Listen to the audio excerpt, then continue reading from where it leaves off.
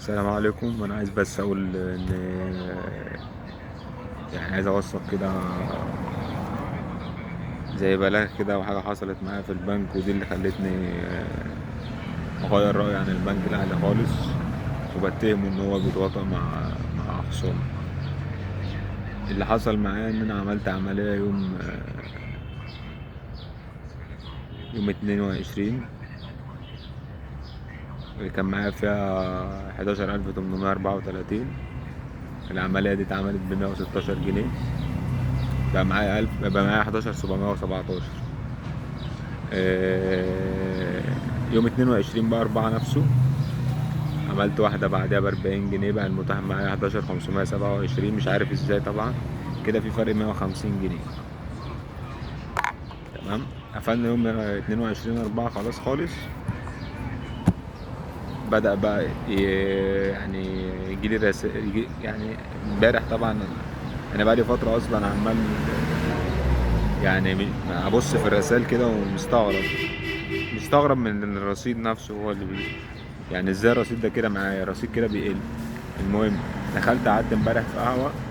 انا كده كده رافع قضية اصلا رقمها 5019، وبتراقب اخصامي بيراقبوني. فمن الواضح كده ان البنك متواطئ كده مع الاخصام، لان انا امبارح قعدت وكتبت الكلام ده في ورقة وكده، وقعدت اراجع وبتاع. م. جالي النهارده رسالة من البنك، رسالتين، واحدة على التطبيق وواحدة على الرسائل. واحدة بتقولي تحديث حول المصادقة على المعاملات المالية، شيشنا كده، يعني عشان ايه؟ عشان انا طبعا ايه اللي حصل ده، طبعا ايه ده في تحديث وبتاع، فانا ايه امشي الدنيا. الحاجة التانية، يوم برضو النهاردة برضو يوم 24/4، جالي رسالة بال 150 جنيه. نشكركم على سداد 150 جنيه لبطاقة رقم 5178. البطاقة دي أنا معرفش عنها حاجة ومش معايا أصلا. 5178 دي مش معايا ومعرفش عنها حاجة. يوم 24/4 برضه، اللي هو امبارح ولا أول امبارح، قعدت بقى وركزت وكده فتراقبت، فوصل الكلام، فالبنك غير الدنيا كلها مش غير الدنيا، عمل تكات كده، يبعت لي رسالتين يعني. دي حاجة تانية. الحاجة التالتة، يعني انا ال 150 جنيه دول بقالهم يومين، من يوم 24، يوم 22/4، النهارده 24. المهم جالي بيهم رسالة النهارده، ده غير اللي راح طبعا. انا بقى كنت في فرع اسمه فرع العروبة، البنك الاهلي فرع العروبة، مدينة نصر، اللي هو في وش الكلية الحربية، بابا 5. كنت في الفرع ده هناك. المهم طلبت كشف حساب،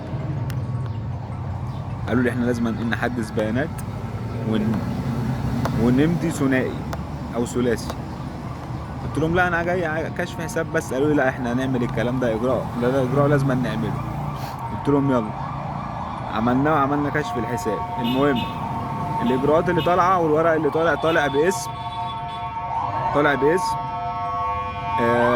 فرع الخنكه. انا في العروبه.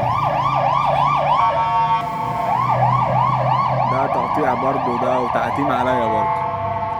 المهم،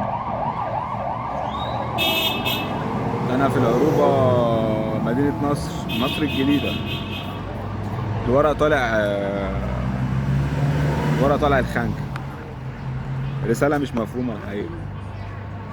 طبعا كأن انا ما جيتش فرع العروبه كده بالطريقه دي. لما انا اخدت ورق او الورق دخل خانكه، يبقى انا كده المفروض ان انا ما روحتش فرع العروبه. اجراءات غريبه جدا بصراحه. ودي اللي خلتني بقى ابتدي اركز مع البنك. الكلام ده كان من اسبوع، يعني الكلام ده كان يوم 19/4، يوم ما عملت برضو تحليل بتاع معمل ألف. التحليل اللي هو اثبت بقى كل حاجه. بس فده انا لازم اقوله كده. الجهات كلها كده، في جهات كده ضد كتير. بس ده بلغ للنائب العام. وانا في اليوم اللي انا روحت فيه ده، يوم 19/4 ده ما جاليش ولا رسالة على التليفون عندي إن أنا جيت البنك أصلا. يعني عملت 3 إجراءات، أي إجراء منهم المفروض إن هو يديني أنا أي رسالة، ما جاليش ولا رسالة.